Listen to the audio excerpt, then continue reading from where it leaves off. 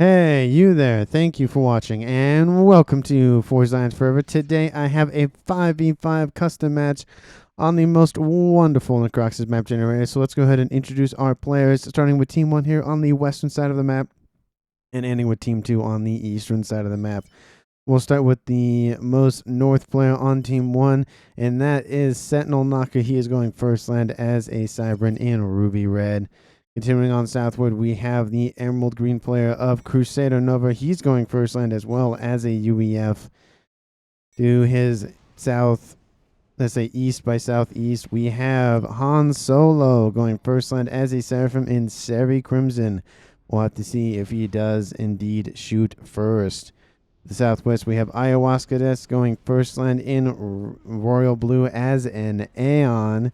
And last but not least, for Team 1 here, in the southernmost portion of the map, we have C2118 Freedom. He's going first land as a Cybran, most likely second air.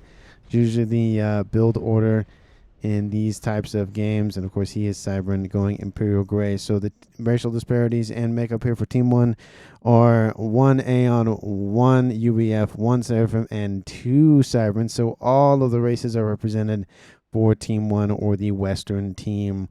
We'll start on the southern portion of the map for Team 2, starting with Average Smurf Enjoyer. He is going first land in Amethyst Purple. Actually, first land, second land. Again, as UEF in Amethyst Purple. Very interesting name. He is the Average Smurf Enjoyer. To the north of him, we have Spectre Slave 137. He is going first land as UEF as well. Then he is in Batman Gray. Most likely second air, just given by the arrangement of P-Gens. To his west, in Pac-Man Yellow, we have Twitchy Mofo going first land as a Seraphim. So I wouldn't be surprised to see if he is very eager to push on that western side. And again, moving on in the northward direction, we have Krazi going first land in Orange, the color orange, as a Cybran. Actually, he's going second air as well. And last but not least, for Team 1, we have the player of Nightblade. He's already on the move to the west. He's going first land, probably land all day eventually. Maybe second air, but wouldn't be surprised. I kind of would be surprised if he does go second air, especially in that position on the northern portion of the map. Of course, he's going in Stitch Blue as a UEF. So for Team 2 side of things, we have 3 UEF, a Cybran, and a Seraphim. So no Aeon Tech on the eastern side of things. The first upgrade of the game, sub 3 minutes, we have the left drone upgrade for Spectre Slave. So he's going for he's going for build power very quickly, and he's going to go for the right drone as well. Let's see how that works out for him as the game progresses. In terms of reclaim, still currently on the map, we have 8,155, so probably about 8.2 thousand. Not a whole lot, but not an unconsiderable amount. It is enough to, get a couple mexes up and running and that sort of thing. But in terms of mass points on the map, there's really, honestly, not a whole lot. There's the group of 4 here for these 2 players here on the northeastern side of Team 2. There's this huge group of 2, 4, 6, 7, let's say 8 if you count the one up there for Sentinel Knocker, and of course down here for the south for Average Smurf Enjoyer. But there's not really a whole lot of central mexes. There's these on the on the center line here, and you can see between those 2 mountainsides. But realistically, there's not really a whole lot of mass in terms of mass points, and so a lot of our players are probably going to focus mass fabs and rascoms would be my bet. I'm sorry, what's going on in chat? Something about reclaim the trees. I'm sorry, says Sentinel. Huh? Who told you that? Unit sent. So I guess there's just conversation about making sure that Sentinel Knocker does reclaim those trees. It is a small amount of mass, but it is a mass nonetheless.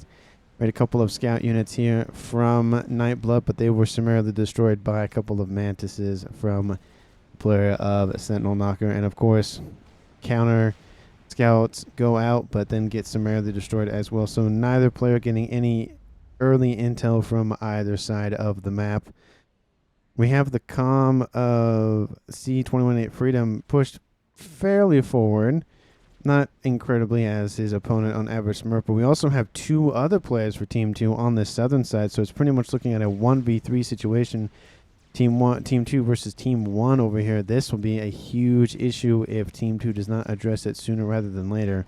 It does look like the player of Han Solo will try to push the middle and the south as well, but that will split his focus, and maybe Twitchy Mofo will use that to his advantage. And to the north, it's still just a 1v1. Maybe there'll be some engagement from either of these central players, but I highly doubt it. They'll be focusing a lot more on their own lanes. In terms of the game, we'll call the top lane the top, middle it's really just the middle, and then of course bot lane is bot lane. I mean, there's kind of little avenues between the mountains, but essentially it's just one lane. We have a couple of Selens on approach. They've taken out a couple of NGs on their way. They're going after Mexes. They won't go for kills, but I think they're just going for engineers specifically. They've gotten one so far. They'll get another one here. There's a couple of tanks, some Thams on the way, and there are more reinforcements for those Selens.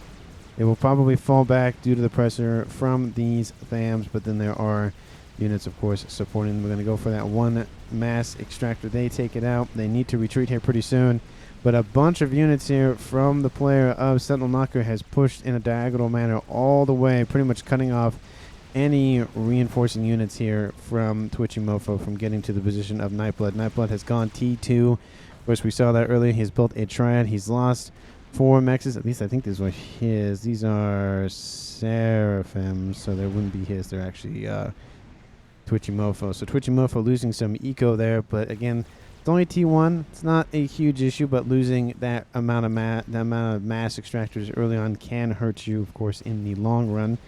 Your opponent has more time to build up more and more resources. Speed and range going down for the gun upgrade for Han Solo, so trying to be more aggressive with this comp to the south. And as you can tell, Team 1 has pretty much encapsulated this southern side, pretty much ensuring that the only avenue that average Smurf has to go is straight. He can't go around because these units will catch him. He pretty much can't go around here because of the terrain. So it's either straight or straight. that's kind of his only two options here. But the comms of both Sentinel Knocker and Nightblood are getting into it. Unfortunately, the comm of Sentinel Knocker has less hit points on that chassis due to him being Cybran. But Nightblood is not pushing the advantage, obviously sensing there's a huge group of units he was falling back to, and he was right to do so. Trying to get a triad up and running. He'll probably finish it. I don't know how much it will really matter. There's a bunch of units here for Sentinel Knocker. There is a triad in range down here, so now there's a second one. That's a decent amount of firepower, but that triad is almost down. I don't think it was worth it. He should have either done T1 or done none at all. But these units are focusing down that comp. They will retreat, though, not going to go in for the kill because there's just not enough, considering the additional forces here from Twitchy Mofo, and, of course, that triad point defense down. A little bit here, kind of in that central alleyway. To the south, once again, we see just constantly Han Solo is trying to cut off any sort of movement to the north here for average Smurf, pretty much essentially telling him, you're going to face us and us alone. None of your units going to get behind. Engineer being transferred over from... Oh, no, that's one of his that's one of Spectre Slave's hover drones, and that gets destroyed immediately. Units grouping up on the southern wall here. They will attack the engineer who built it. Sorry to that engineer, but they probably will target... Oh, can they get by? One Tham at a time. This is a huge bottleneck here.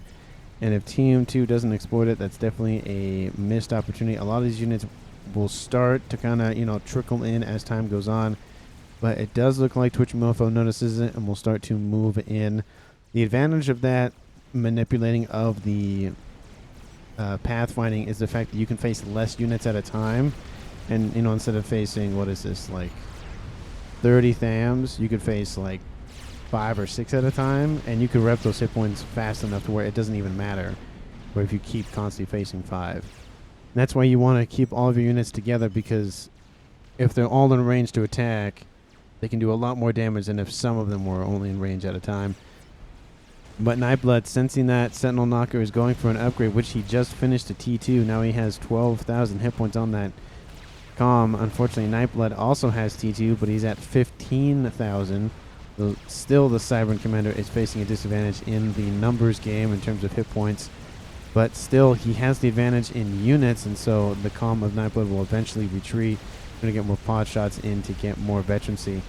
But it's not really looking good for Sentinel Naki. He's been constantly forced back multiple times. Lost a lot of territory. Granted, not a lot of this has any mexes in it, so it's not really worth the territory. It's just map control at that point. But now to the east, we have Han Solo has pushed that front line here for Twitchy Mofo. Twitchy Mofo will retreat. They've opened up that wall, and now we have some Ilshis here for Twitchy Mofo and some gunships here from Spectre Slave as well. They will target, looks like, the rest of those units, and then we'll focus down the comm would be my bet. But they're actually going for the other units, not for the comm. And this is probably a full share game due to that move, because of the fact that you don't want to give a bunch of resources to your opponent. Because if one player has all the mass, they can use the mass a lot more effectively than if all the players have the same amount of mass. So it's pretty much how many different projects do you want going on at the same time versus having one project done at a time. So it's like multitasking. Eventually, multitasking isn't really worth it because you lose focus, you lose efficiency in terms of how fast you can get one project done. Trying to do multiple projects at the same time. And now that gunships squad, or wing I should say, is actually pushing the western side, taking out mexes, assisting with these units here from Average Smurf and Twitchy Mofo. These gunships will retreat, but they have done their job. They've allowed these units to push in a little bit further. And we've even got units all the way back to Crusader Nova. Crusader Nova will deal with those because, you know, there's only like 5 tanks, so it's not that big of a deal. But that push will peter out. There's a decent amount of T2 anti-air built up to take out those gunships, but those gunships have already retreated. So Han Solo will still have access to them, but won't be able to use them as effectively as he wanted. The strategy here, it looks like for Team 1's air player of Crusader Nova was going straight for T3, while the air player here for Spectre Slave has said, I'm going to build some gunships, and then I'll go T3. So, but we also have another air player to the north of Krazi, and so we have 2 air players to the east. That is a huge advantage here for Team 2. Has Team 1 done a similar thing? No, does not look like it. Looks like a lot more presence on the land was the goal here for Team 1. But now we have Ayahuasca is out with no assistance in the air. Has a couple of ASF from his teammate coming and covering him. These ASF will push back the comm. Ayahuasca does have that shield, and it's repping up quite nicely, so he'll be able to get that back on the line very quickly. Gunships were given over to Average Smurf to micro them a lot easier. It does look like those ASF will eventually die to all of the AA and interceptors, but it, of course, will take a while. They are ASF versus T1 units and PD. Couple of Ilshis try to run past this giant group of anti-air units. There are some tanks in here, of course, but there's a lot of AA in the middle. Want to deny Team 2's air, which is a strategy, but then you lose presence on the ground, and so you have to... It's a lot of, like, you know, risk and reward. Do you trade off the advantage in the ground for trying to take out the enemy air, or do you push the ground and just accept the losses from those units that will attack you from the sky? But Ayahuasca is forcing his comm down the throat of Average Smurf. Average Smurf Enjoyer is, you know, really looking not great. He is sub 50% hit points. Ayahuasca still has his shield. He's repping up his hit points. Actually, he's not. Now it's activated. The thing about shields is they don't activate until the full capacity has been regenerated. But Average Smurf is trying to retreat as he can. He's in the red at 2,000 hit points. A couple of triads were built online, but the comm of Ayahuasca does not care. He wants to go after Average Smurf Enjoyer. Is he still in range? I don't think so. Oh, he's just out of range. He sees the comm. He knows where to go. All comms walk the same speed, but unfortunately, even if Average Smurf Enjoyer gets away, this position here for him will fall to Team 1. So, as much as the aggression did try to did have an advantage, they weren't able to claim the kill. And now ASF for Team 2 are starting to outnumber the ASF for Team 1. Team 2 will start having air control. Ayahuasca is really far forward, and so he either better hunker down fairly quickly and fairly well or retreat back to base. And I would probably bet he would retreat back to base a lot sooner. We had that push here from all of those Ilshis. They take out a couple of mass points. They're actually in the base here for Sentinel Knocker. They're going after the T2 mass extractors. Definitely the thing I would go after. I was in his shoes. They take one of them out, and they're probably going to take another one. A lot of THAMs, a lot of those frontline units were pulled back. This is a power vacuum now in the middle. There's only one Utashala in the middle protecting it. The Team 2 should be using the opportunity. I don't know why my vision like clips whenever I click my mouse to move it around like this. It's kind of weird. Once in a while you see the camera jerk. I don't know if I'm like pushing it to the side a little bit, but a bunch of Corsairs come and attack the comm of Han Solo. Han Solo drops into the red. He pings that there are Corsairs. One more volley, one more run will kill off Han Solo. He, unfortunately, instead of him being the first to shoot, he will be the first to die here. Han Solo now drops below 1,000 hit points. And are they going to get the kill? Are they? No, okay, they will. Okay, I thought they were going to wait, but they're not. But Han Solo will die off to Corsair Snipe. He was fairly far forward. He had no protection. He had no units nearby him. He had a couple of ASF that did come in to try to rescue him, but it was too low, too late. And that will be the first kill for Team 2, dropping this game to a 5v4 in their favor. But we have Ayahuasca just pushing that southern side. Look at him just go. Just a blue wave just pushing against it. Using that comm to great effect. As the first shield, doesn't have the heavy shield yet, which would, I think it's like a little under double. I think it's 15,000 hit points maybe. Maybe it's more. I can't remember. Maybe he'll upgrade and I'll see it. Try to remember off the top of my head. But there's a lot of PD here, and there's also a Percival as well. He has a bunch of Obsidian tanks now that come into range. Percival on its way as well, but the PD is focusing the Obsidians. And that's probably actually not the play that I would do. I mean, yeah, you're trying to check out more units, but Ayahuasca is the main target. He's already ripped back up to 100%. His shield repping up as we speak as well. So, you know, kind of a missed opportunity getting more hit points, but I guess it doesn't really matter because there wasn't enough shields, PD, whatever to deal with this. But the Percys do eliminate the Obsidians in 2 shots. One shot takes out the shield, and then the other shot takes out the rest of the hit points. So even the mighty Obsidian does fall to Percy fire. They have a total of 2750 hit points, whether that be temporary or main, whether that be shield or chassis hit points. But we have at least Team 1 is being pushed back in the north, so while Team 1 is losing the north, Team 2 is losing the south. Of course, there's always that push and pull that we see a lot in these types of games. Is one front does a lot well holding off, the other front doesn't do very well. And so there's leaks on one end, but there's, you know, momentum on the other. Base wars between a UEF and the Cybern will most likely go the UEF's way eventually, unless the Cybern position just is very hunkered down. But the Sentinel Knocker does have access to T2 UEF tech, so it is pretty much UEF triads versus UEF triads, and it does look like more shields here for Sentinel Knocker will eventually force back Night Blood. They're going after the PD, of course. The shields are stronger. You have 10,000 hit points versus 9,000 hit points, and this one had to be upgraded. It's the T3, not the T3. It's the 3rd version because it goes from, I think it's 1 to 5. So it's like, I think T3 shield starts at 4 and then it upgrades to 5, or maybe it starts at 5. I can't remember. Maybe it starts at 5.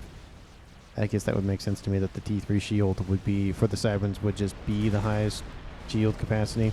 But he does have his other shields upgrading as they are still online. Well, I do like the visual dynamic of the shields is as the Cybern player upgrades them, they get taller. The center structure gets taller, and pretty much illustrating that the width of the shield gets, you can see it's wider. The radius that it covers is more. So it's a nice visual representation, but still, even though there's not a lot of shields around Nightblood, he is still Still holding out strong. We even have a couple of missile launchers here. There's a lot more missile launchers here for Sentinel Knocker. Sentinel Knocker. For some reason I thought his name was different.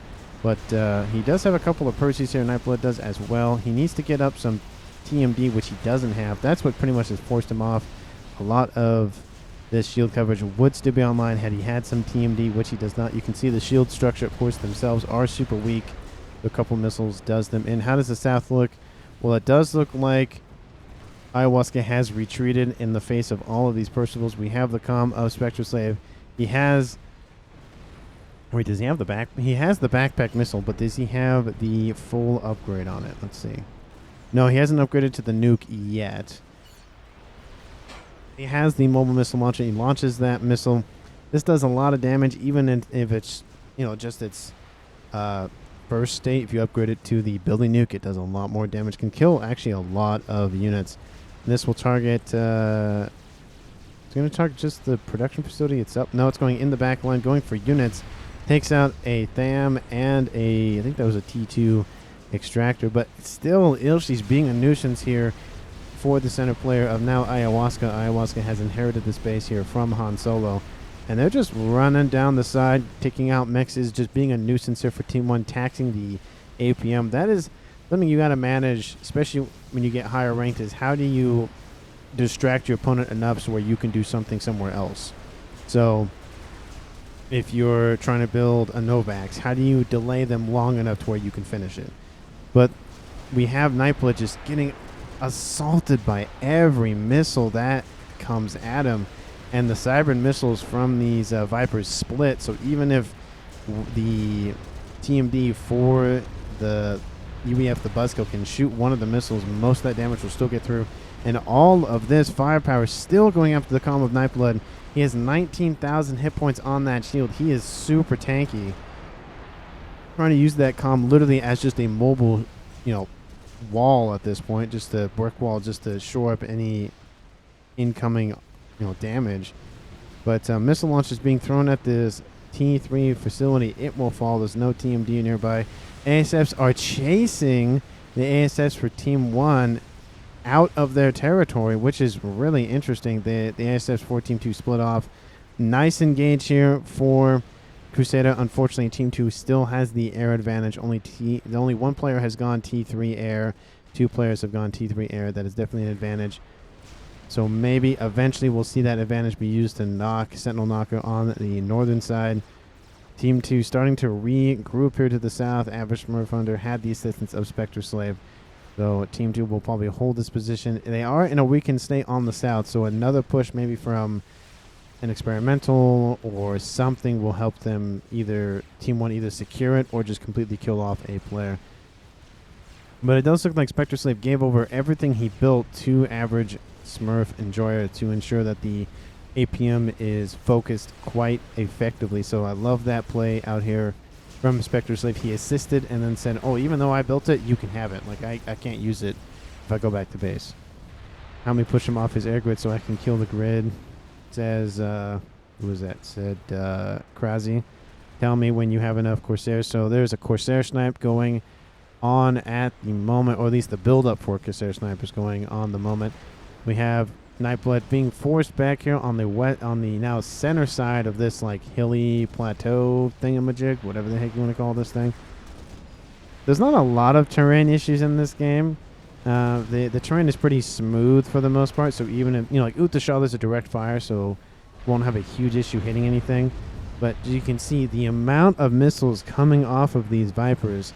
That's why a lot of players build mobile T2 missile launchers at this stage, just because they're cheaper, they're not stationary, and so if you need to retreat, you still have your missiles. They're weaker than the missile launchers from silos, but you can just look at all of those just yellow projectiles coming at Nightblood. Still has his shield online, so he still will be protected for now, but a snipe could occur. We are at 23 minutes. Only one player has died.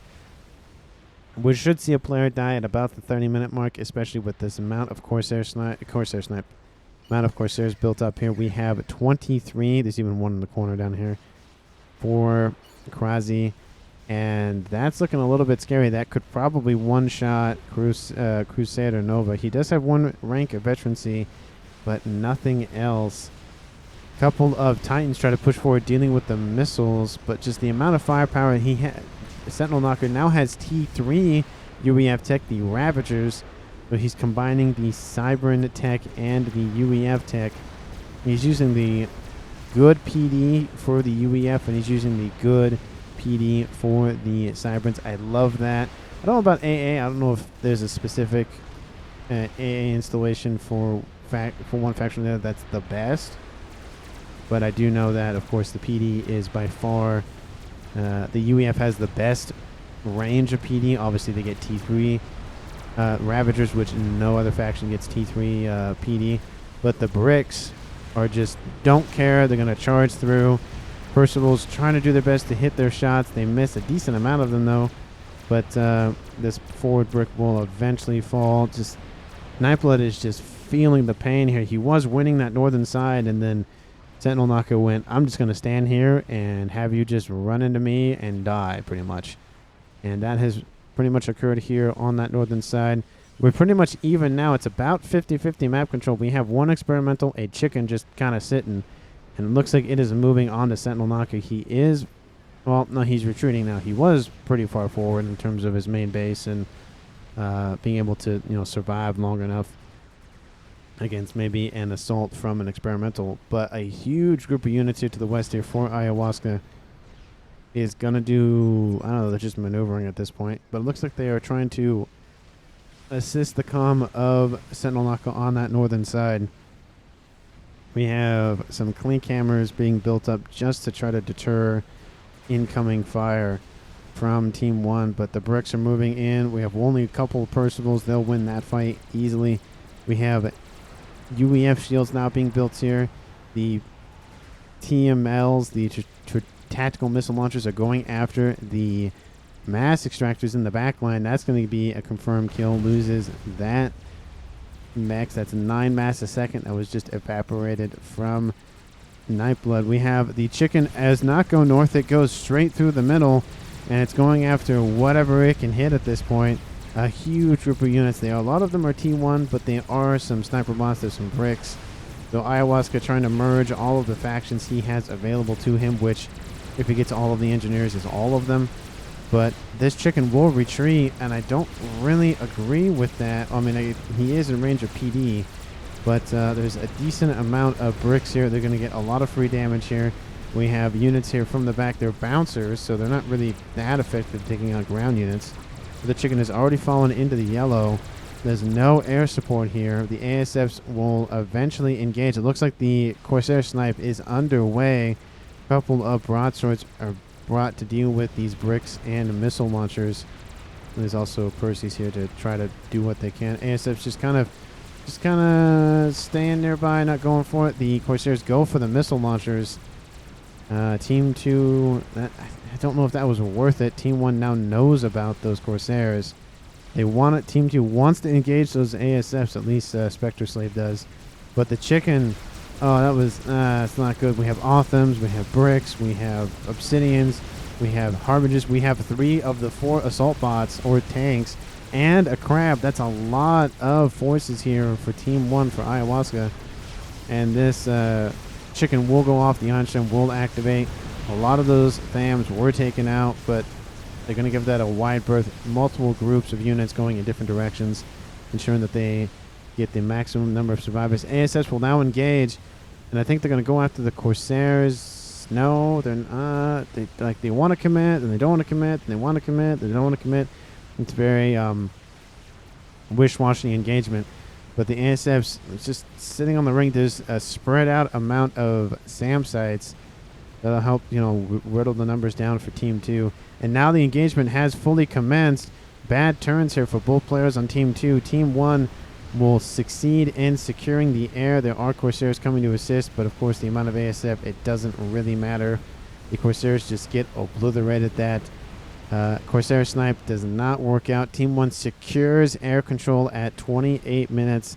They have the middle of the map. There's a crab on the way to the south. Don't know where it's going, but don't know where they're going. Tactical Nuke does, in the chat saying Spectre Slave, so he has the Billy Nuke on that chassis. Will he use it effectively? Will he use it at all? Well, he's building one as we speak. Another chicken has been built. S&D has been built here in the middle, protecting at least 3 bases for Team 2. Wouldn't be surprised to see an SMD in the south and the north for Team 2. Does Team 1, like, are they making a move to build something like that? Like a nuke launcher? Doesn't look like it. Yeah, I would usually put it in the back. The Calm of Ayahuasca and the Calm of Freedom in the water in the corner. Don't see any effort to build a nuke, at least right now. I wouldn't be surprised if somebody builds a nuke at some point. Like, at least one nuke has to be built almost every game. It's just, it's not like a rule, but it's like it's not a pattern, but it's just somebody decides to build a nuke at some point. Whether it's a YOLO or not, whether it's a regular nuke, someone builds something. The chicken will deal with this small group of forces here for Team 1. Harbingers, I do love the mix of units here, ensuring that all the advantages here for Team 1 are being used to their maximum potency. You have, of course, the shields on the Harbingers for temporary hit points. You have the Othams with their torpedoes. Well, there's no water, so that doesn't really matter. But they have a lot of hit points. There's a couple of Harbingers just shooting into the back of that chicken. Now this chicken is going after the sniper bots. Those are the Seraphim ones. We have more Harbingers here. So Ayahuasca has 3 of the 4 techs. He isn't going for UEF, but he's going for everything else. Don't know what his strategy is with that. You would probably assume he would want Percy's or something just for that high alpha damage, but is going for the rapid fire usage of all the other Harbingers. Harbingers shoot pretty fast. Bricks shoot really fast.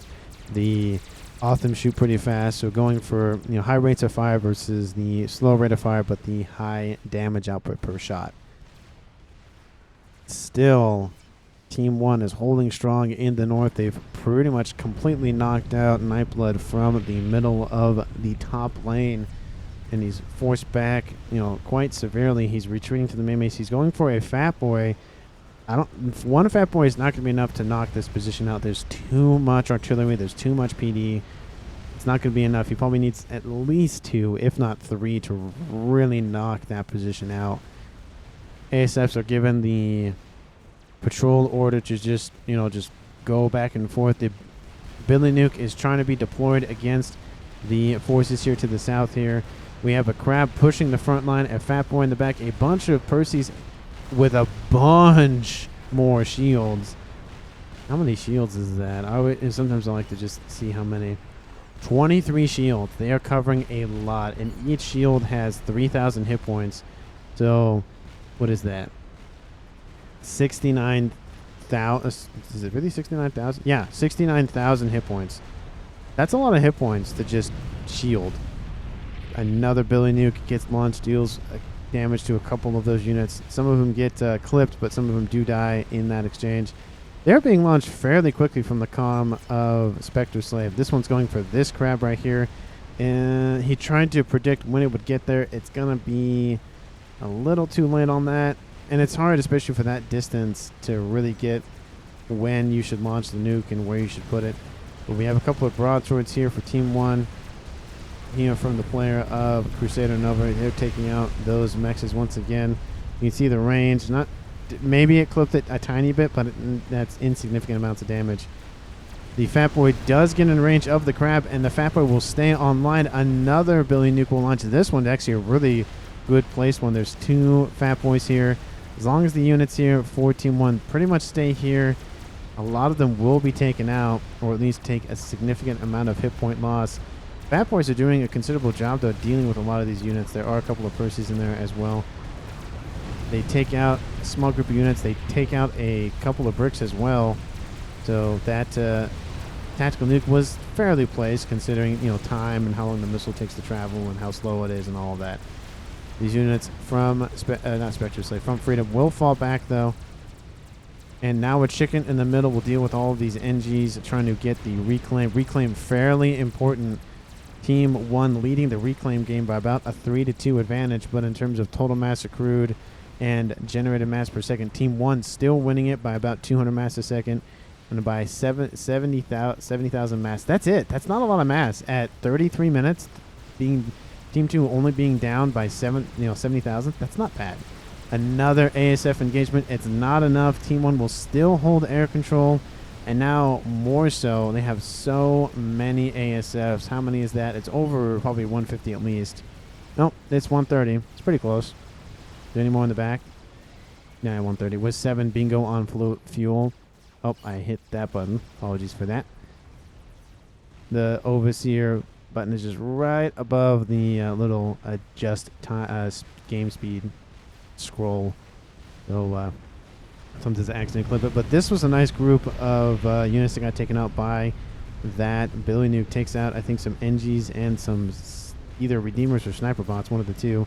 2 chickens will now push that center location once again. Team 2 cannot let this mass get into the hands of Team 1. They need as much as they can. I don't know if they're starting to think about game enders. 33 minutes, 34 minutes. You got to be thinking about it now. This is the time to really be like, okay, what is the plan? You're not really gaining anything on the ground. It's a lot of back and forth. Team 1, winning the mass game a little bit more than Team 2 is, or they're in lead at least. And so Team 2's got to have a comeback somehow. They are up a man in terms of players left alive, but Team 1 has more centralized control of the resources, which means they can use them to greater effect. More chickens just pushing that front line. But it does look like there is now forward momentum in the south. There are 2 crabs here. And another Billy Nuke lands, takes out a lot of the hit points for a decent amount of these structures. You can just see the amount of damage. The shield, I think there was a shield here. There should have been at least. Maybe it's gone now, but yeah, I would assume there's a shield there. There's hardly any hit point losses on these T3 mechs. So I wouldn't be surprised to see another Billy Nuke come in and deal the rest of the damage to those mass extractors. There's 3 crabs down into the south. Lots of crabs making their way. No monkeys. So, which is kind of surprising because I feel like monkeys are effective. They don't have as much range, but they are very effective when they get up close. And usually as a Cyberpunk player, you at least build 1. Like usually you build the first experimental is the monkey, but I guess maybe the meta is shifting to where you just skip the monkey and go for crab first, and then you go for monkey. But I don't know. I feel like you should still build the monkey early on. I don't know. I guess it depends on how long the game's gone on before experimentals appear, that kind of thing. First crab falls. I'm watching out for this air fight that will eventually occur. The Tsar, of course, is a huge threat for Team 2. Looks like the Tsar might be going for that Fat Boy. Yep, that is the target. They're going to lose the Fat Boy up here. There's a decent amount of AA. Not a whole lot, but they are whittling that shield down fairly quickly. Of course, it's flak. The shield has gone down for the Fat Boy. The shield has almost gone down here for the Tsar. The Tsar will have to retreat. The ASFs for Team 2 come in. They target the Donut. The other ASFs for Team 2 here from Crabby will target the other ASFs for Crusader, but that won't matter. The Tsar has taken a lot of hit points, lost more than half, actually 2/3 at this point. So it will be forced to retreat. Team 2 lost a Fat Boy, which they can easily reclaim. But a huge column of bricks, actually multiple columns of bricks, are pushing the front line once again for the northern player of Nightblood. Nightblood receiving a ton of punishment this game from Team 1's player of Sentinel Knocker. And there are some Percy's here in the mix, but the amount of fire coming off all of these bricks, I don't know if it will matter. There's clean cameras here. There's some T1 PD. There's some Ravagers up here. It's starting. It's not looking good. There's more units back here. We have another Fat Boy. ASF's coming to deal with the broadswords.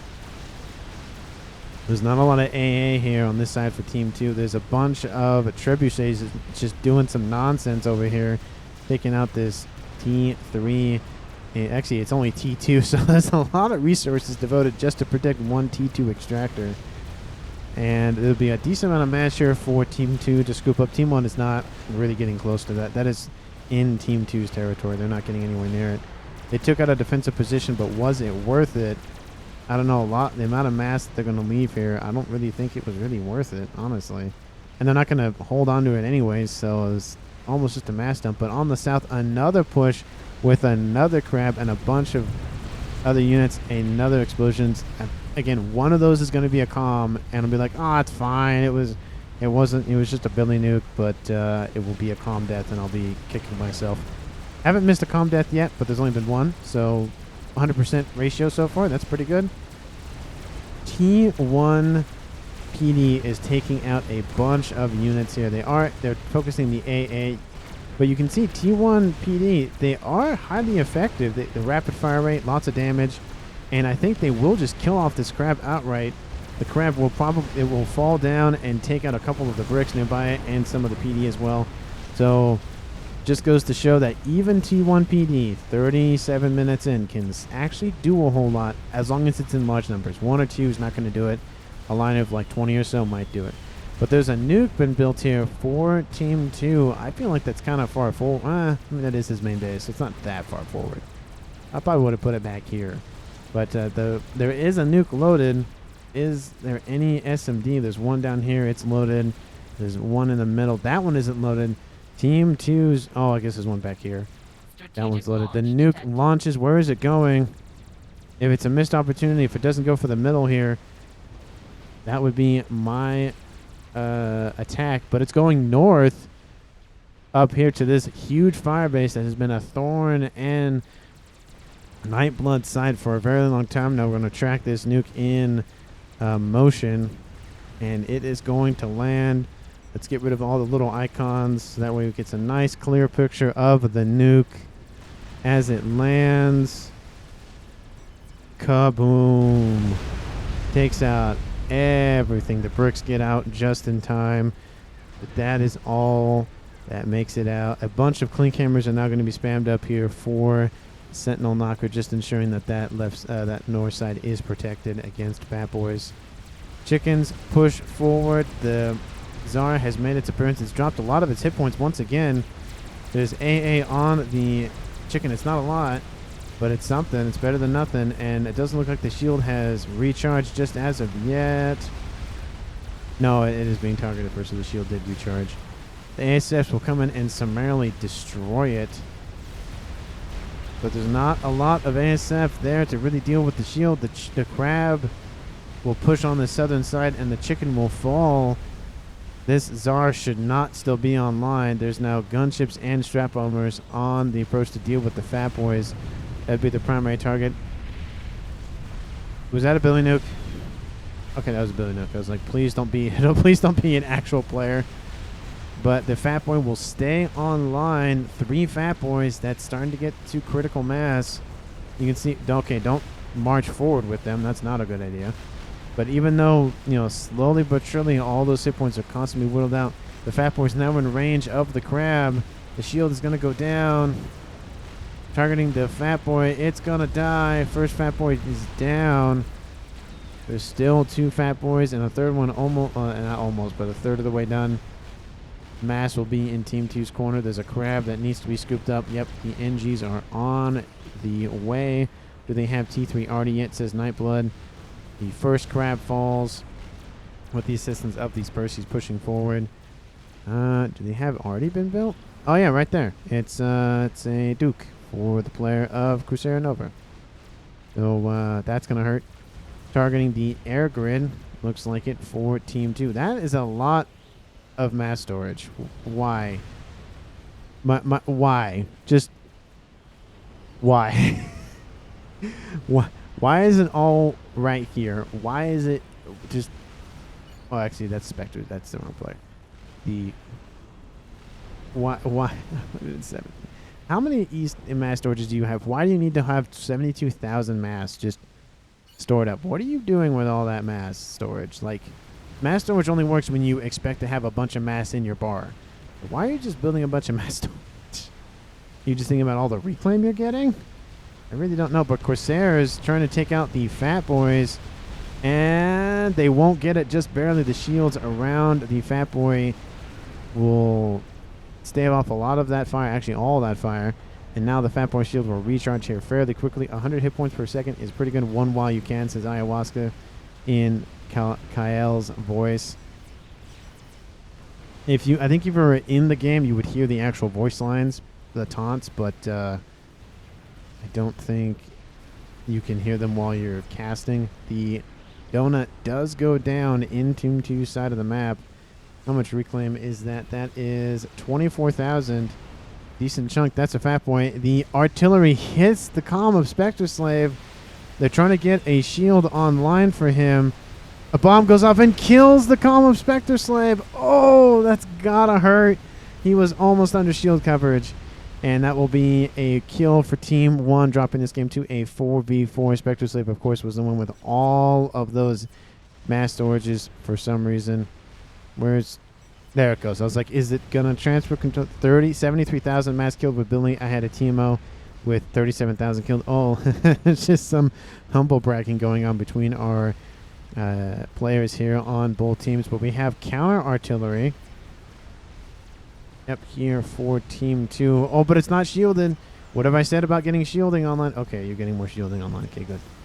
You need more. And then you're going to have overlapping shields. I love to see that. The secondary air grid. But the air grid here for Crabby is going to help shield the Duke as well.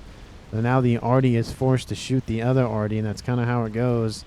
But the Artie for Team 2 is focusing the P-Gen situation. Takes out 2 of them. Another nuke is launched from that silo down here in the south. The Crabs are getting fairly close to it. The bricks as well. There's not a lot of defenses. They take out another of the megaliths. That was the fat boys. That megalith will fall. There's one more left online. There's a decent amount of bricks in tow. There is a bunch of T1 PD. Maybe that will be enough. We saw T1 PD taking out a crab pretty much by themselves. The nuke will launch, take out some of the front line for Team 1 on that western side. But the megalith will not get a shot at the nuke. Oh, well, maybe it will. It's focusing the P-Gens, getting that AoE damage. Reclaim order was given to deny the explosion. It's going to go after the second one. The crab will fall. The bricks are focusing the P-Gens as well. It's not enough, though. Team 2's player of Average Smurf Enjoyer will keep his nuke for now. Will not stay that way for long, but he will keep it for now. Probably will get one more nuke out of it unless Team 2 decides to either reclaim it, put it into something else, or Team 1 decides to not go after it. But now the artillery wars are in full swing here for both teams. We have one, of course, finished. The second one almost done. I thought I saw another shot come from somewhere, but I don't. No, it doesn't look like there's another. Maybe that was the counter Artie from T2. Yeah, you would assume. Okay, there's a nuke down here. That one's 2/3 of the way loaded. That really is it. Does Team 2 have enough SMD? Well, they have one back here, and they have one up here, and they should have one up here. Yep. So Team 1 doesn't really have a good target to take out, but if this column of bricks and a crab can actually get in, they can take out that SMD and potentially take out the player of Nightblood. You can see the shields overlapping one another now for both players. That just ensures more and more coverage. The crab will go down. How many crabs have died this game? Like how many experimentals have been built, run over to the enemy team, and died? That's a lot of mass that has been dumped on that eastern side. You would feel like Team 2 is... Okay, well, they've tied up the reclaim game. But in terms of generated eco, Team 1 is still winning by now 500 mass a second. And they've now, extended their lead by pretty much 250,000 mass total accrued. That's Paragon, that's Scathis, that's dangerous levels of mass to be ahead. Of course, that's split between 4 players, but still, that's one thing I don't see a lot is having like all of the players focus on one game ender. I usually see like maybe 2 players will do it, but I don't see all the players on one team going like, okay, let's build up the YOLO very quickly. Let's pump all of our mass into it kind of thing.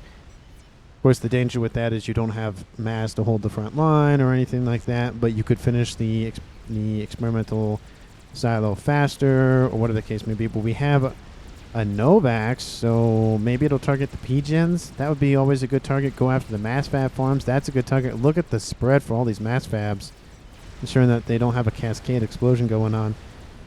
Oh, did not mean to do that, but I guess we can see the Artie that's being built here for Team 1. was noticed by Team 2, so they'll know about it, and they have the nuke in sight as well. Again, it's not right next to each other, but I dislike putting the nuke next to the arty. It just gives not Team 1, but in this case Team 2, the opportunity to like focus fire on multiple things in one location instead of spending the time to realign the artillery, punch through the shields once again. You're like, oh, there's the same shields are covering the same items. Let's just go after those items right now. But it looks like there's a second artillery battery that's been built here for Team 2. We see the one Duke. I don't see the other artillery unless it's in the mech. Oh, it's just right here.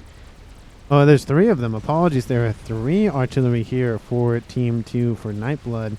And that will probably be enough to puncture the shields. They've already taken out one of the arties for Team 1. The second one's going to fall here fairly quickly.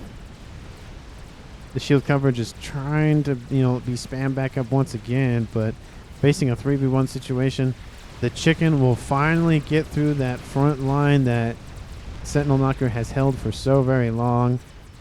He is, of course, in the back in the water. Team 2 pushing with a bunch of NGs, just trying to reclaim that mass field down here. They have an SMD actually fairly far forward to deny the nuke. The arty is going after the nuke or going after the SMD, one of the two. The nuke launcher has almost completed another nuke. A bunch of missiles are on their way. It is going to puncture those shields. It is going to take out that nuke. They've split. Oh, that's not going to go well for that nuke launcher. There's not enough. There's not enough. Oh, they're going after the SMD. Oh, they're going to get it. Ooh, that was overkill. Will the nuke finish in time? No, it will not. The nuke gets launched. It will go after that main base here for Average Smurf Enjoyer and force back him on this eastern side. Oh, that's going to hurt Team 2's eco and positioning a lot. Bricks, actually those are bricks. Percival's making their way on the western side for Team 1. Going after, I'd go after that Omni. It's right there. Just shoot it. One shot will kill it. Just please shoot it. Please, please, please, please. No, no, no. Focus the intel. No, it's right there. It's right there. What are you doing? You're going after P-gens. I get it. But it's right. That's such a missed opportunity. Because I think that's the only Omni. I mean, there must be a secondary one somewhere. That nuke does launch kaboom. It doesn't kill the Stone Ager for Average Smurf Enjoyer. That is an oversight, and Team 1 must be kicking themselves. Sentinel Knocker gets defeated by Nightblood. Sentinel Knocker teleported in, tries to take out Nightblood. That doesn't work. There's a lot of Percivals and PD and whatnot. Takes out a P-gen, that's about it. Doesn't get anything for the teleport. And now Team 1 loses another player, dropping this game to a 4v3 in Team 2's favor. That nuke launcher, that's a missed opportunity. And yeah, they have this, not strategic, but missile launcher base. But a bunch of TML should have been spammed up. Yep, a bunch of buzz kills. And they had the one shot to take out both. They didn't. And now there's a Crab to finish the job, but it's severely weak. And a bunch of Percivals will hold off the Bricks and Crab to the south. The base here for Twitchy Mofo is starting to be reduced. A bunch of ASS fly over top. Did Team 2 secure air? No, not yet. But it looks like they have the advantage for now. Let's see how many they have. They have 190 versus Crusaders 90. So it's a 2-to-1 advantage for Team 2. Still artillery being rained, whether it be T2, T3 missiles, whatever the case may be. Bull looks like that nuke was launched from that Stone Ager just to assure its survival. They'll go after this base. The SMD is loaded, so that will be knocked out fairly quickly. Oh, that's gotta hurt. Your nuke survived too. No way. You lucky son of a gun. Yeah, that was, should have moved that nuke just a little bit to the west. Definitely, again, an oversight on Team 1 side. Already finished this Spectre Slave. And they've started to scat this, so that's going to be a little scary here for Team 2 to deal with. A bunch of missiles just raining out, going for P-gens, looking for that AoE volatile explosion. They're not going to get it there.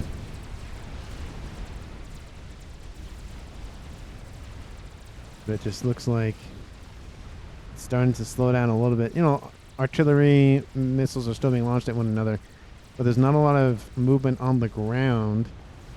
Team 2 is actually pushing out, and a lot of those RASCOMs are now retreating, sensing that this little base of tactical missile launchers and SMD will fall fairly quickly, I might add. There's, you know, 2 artillery here. There's 1 artillery up here. They will have noticed the Scathis location, of course, because it was pinged, and of course the Novax is right over top of it. It's getting into the yellow, so it's above 25% hit points. Will this be the thing that wins the game for Team 1, or will it be the thing that kills them? And at this point, they've just constantly slammed their heads against this base, and it has not fallen. There's an SMD here. I was gonna say, did they reclaim the missile launcher? No, I think they did. Yeah, I think they did. Look at that. Either that or it was killed off. One of the two. Reclaim those sniper bots. You don't need them. There is nothing left to send on the ground, says Spectre Slave. Yeah, there's really nothing left for Team 1. A bunch of engineers and a bunch of missiles, but that's about it. There's that Tsar has appeared once again. Another one was built. ASF's coming in to protect it. The ASFs here for Team 2 should go in and deal with it. The chicken is just taking thousands of unnecessary damage. At least the ASFs here for Nightblood should go in. But the missiles here from the Tsar starting to poke at everything nearby. The ASFs are given the order, but the ASFs for Team 1 fall back a little bit. Is that a little too late? The Tsar will fall fairly quickly, and then the ASFs will overtake those ASF from Team 1. It does fall on the western side of the middle, so Team 1 will have better access to it. But look at this. I just noticed this. Like, what is this? What is this? Please explain. Oh, sorry, wrong button. Why? You have built Salem destroyers on a non-naval map. What is this? Like, not that there's, you know, 0 water, but there's like 5% water, and you have built Salems. That is ridiculous. And they built a plan B as well. Ayahuasca, what are you doing? That's crazy. There are 3 comms in this water, and there are 2 plan Bs. If Team 2 gets a nuke in there, that's going to be most likely a double kill minimum. And they've got to know they're there. That's all the comms for Team 1. 1 nuke will kill all of them, and it'll be game over.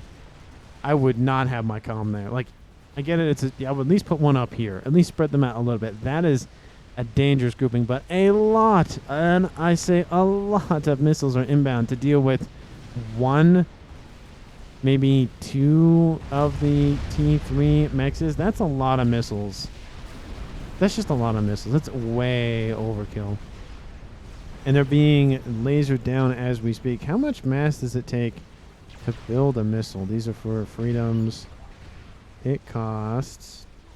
How do you tell how much? I just see the mass per second. I don't see the total cost. Damage 6,000. Do not manual launch. It doesn't tell me. Unless I'm blind, I don't see the actual mass cost. That's kind of frustrating. But anyway, I thought I heard a nuke go off, but I guess not. But the issue with the Plan Bs is they don't have unlimited range. They have a limited range. That's the red line. That's the range. So they can target the front line of Team 2. That's it. They can't go anywhere. So I don't know if they're there for support. I don't know if they're there for... I don't know what it is. Maybe that's just for the missiles that they have on their boats. But I don't know. I feel like that's almost a waste. That's mass that could have gone to the Scathis, which was dealt with. I don't see it anymore. It was. I thought it was right here. But I guess it was dealt with. There's that artillery still online here for Team 1. It was transferred over to Spectre Slave. That is still under threat, but it does look like the Scathis was dealt with. All the arty is down, says Spectre Slave. No, it's not. There's still one online. You think, says Crusader Nova? It's not. It's not all down. There's even one down here. Yes, I must state it. in all, so you know that we know, so you know that we know that, so that you know. So we can go for an SMD, says Average Smurf. I love the conversations in chat. Sometimes they make my day. Will that already fall? No, the shields are still being managed fairly well. And man, that's just, they cannot kill that one. Team 2 still hasn't lost a whole lot of territory, but the Salems have pushed forward here in the middle. They are making their way. They're targeting that crab right now. That's a good little screenshot there right now. We see a bunch of Salems on a non-Navy map. That is very interesting. That's the word I'm going to use right now. That's the political correct, the non-judgmental. This is a really weird move from Ayahuasca kind of play. The Fat Boys are now targeting the Salems. That is interesting. I think the Salems will kill the chicken though. How many more are there? There's 2 more. I think, honestly, it might be enough. There's some already raining down over here from these Serenities. And there's a Colossus. I was wondering when that was going to get built. And the chicken sees it and goes, oh, I gotta go back. Gotta go home. Mom says I gotta go home. It's too late at night. I can nuke it. 6 already. We take out the SMD. Are there really 6 artillery? There's 1 over here. There's... They all built Dukes. There's another nuke back here. There's 1, 2, 3 right here, so that's 4. And then 5. And then the Mavor makes its appearance now. It hasn't been built yet, of course, but its appearance has been noted. We've seen 2 of the 4. We probably won't see a Paragon unless somebody's building a Paragon that I don't know about. But it honestly does not really look good for either team. Like, the amount of arty coming from Team 2, they've moved the Scathis location. There goes the Scathis. That's gone. Team 1 will not be able to build a Scathis with that amount of artillery raining down. This might be... They might think this is their final push. The chicken falls. The Colossus finished building for me. Target SMD. It's just... This Colossus is enough. There's a Fat Boy and a Crab. There's another chicken in tow. You know, constantly building shields. Constantly building mass fabs. There's a bunch of ASF for... Not both teams. Team 2 has a significant portion of them. But the amount of arty raining down... They're going after Rascoms now, just because that's where they were nearby. Honestly, and there's 3 Novaks now, so 3 Novakses and 6 artillery. None of them are experimental, or at least the artillery aren't. Wait. Did that Colossus just... Yeah, what the heck? What? The Colossus grabbed that transport. I was glad I looked at that. I've never seen that. Interesting bit of note. And explosion happens. Okay, it wasn't... I don't want to miss a calm death. Another Colossus. There's not a lot of infrastructure for them to take out. Even if they take out a Pigeon and 2, Crusader Nova Control Ks. You know, he lost his artillery. Definitely disappointing. It was transferred over to Spectre Slave, but not Spectre Slave, to Freedom. Now Team 2 is facing 1 less opponent. It's down to a 4v2. Team 2 did not claim the kill. It was a Control K. And it's just not... Honestly, it's not really looking good. All of that artillery raining down. They're targeting mass fab farms. They're targeting anything of value. They're reducing Team 1's eco. ASFs come over the top. Not ASFs. Spy planes come over the top to get a nice read on what's going on.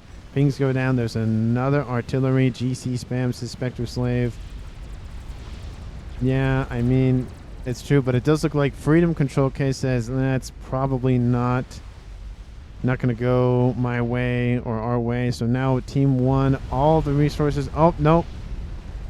Does look like the order was given by Ayahuasca to Control K everything that he had at the time.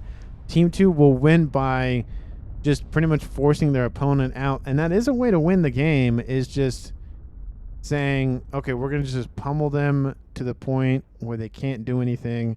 I mean, they had, you know, a Crab... Artillery was raining down all the time. Mass fab farms are going out. You had, you know, all this infrastructure here that was, you know, wasn't doing a whole lot. To the north, you just had a bunch of shields protecting a bunch of PD and mass fabs up here. But there was nothing going Team One's way in terms of it winning the game. They couldn't crack the front lines of Team Two. That nuke, I mean, it didn't really do a whole lot after the nuke landed here for Team One, but it was still online. Team Two had another nuke in the back just in case. That one had one loaded. I mean, you had 6 already. They were building a Mavor. It was actually in the yellow, so it was already 25% completed. I mean, you had no Vaxes here. You had 1, 2, and then I think there was one. I thought I saw one somewhere else. Where was it? Maybe it was over here.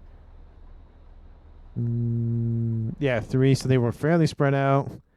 I love that play, ensuring that they're all congregated in one location. But it was not going Team One's way, and they just said, okay, it's enough.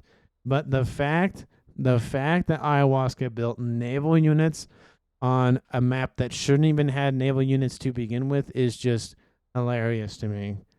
It's just funny. But thank you so much for watching.